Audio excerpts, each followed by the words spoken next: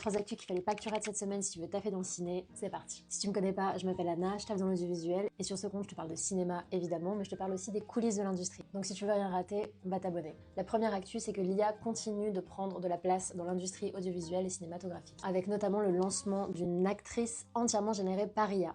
Aux États-Unis, le studio de talent Iblikoya a lancé au Festival de Zurich la première actrice entièrement générée par IA. Selon le studio, cela fait écho aux demandes grandissantes des studios d'utiliser de l'IA pour des raisons économiques. Cette annonce a fait un énorme bruit aux États-Unis et beaucoup d'acteurs notamment se sont mobilisés pour affirmer leur opposition. Au milieu de cette polémique, une autre annonce a fait du bruit également, puisqu'un producteur italien, Iervolino, a annoncé lancer son premier label d'IA et produire à l'heure actuelle un premier film entièrement généré par IA. L'IA aurait été spécifiquement modélisée pour reprendre le langage poétique et rêveur du cinéma européen. Les personnages seront joués par des vrais acteurs, puis remodélisés pour devenir des acteurs digitaux. C'est à la fois une annonce coup de tonnerre et à la fois il fallait un peu s'y attendre finalement avec les évolutions de l'IA dont je vous ai parlé régulièrement dans toutes mes vidéos. C'était qu'une question de temps avant que ce genre d'annonce se fasse. À suivre maintenant quelle en sera la réception et si ces offres vont se démocratiser.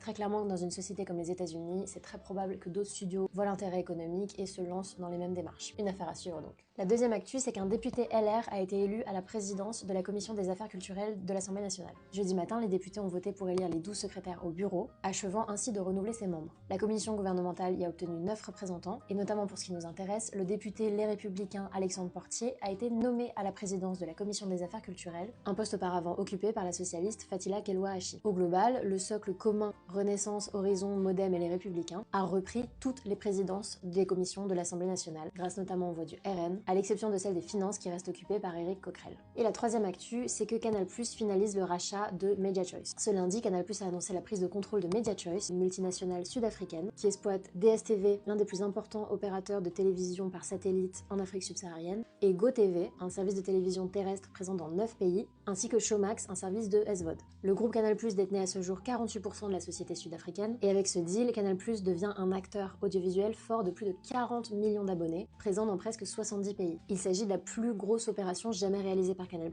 et en prenant le contrôle effectif de ce géant de l'audiovisuel en Afrique, Canal+ crée un leader au niveau continental. Les autres streamers comme Netflix, Amazon, Disney sont encore très loin d'être présents dans ce territoire, même si au global ils sont tous d'accord pour établir que l'Afrique, notamment subsaharienne, est un territoire clé d'implantation pour l'expansion. De par son histoire en Afrique, c'est pas étonnant que Canal+ ait fait un tel move, mais désormais ça veut dire que 2 abonnés sur 3 de Canal+ seront à l'étranger, et ça pose des vraies questions, parce qu'il ne s'agit pas que d'un rachat financier évidemment, il y a un pouvoir culturel qui s'installe pour Canal+, celui de pouvoir choisir les histoires qu'il va raconter, plus seulement en France, mais à l'international. Voilà les 3 actus de la semaine, on se retrouve la semaine prochaine pour celle de la semaine prochaine.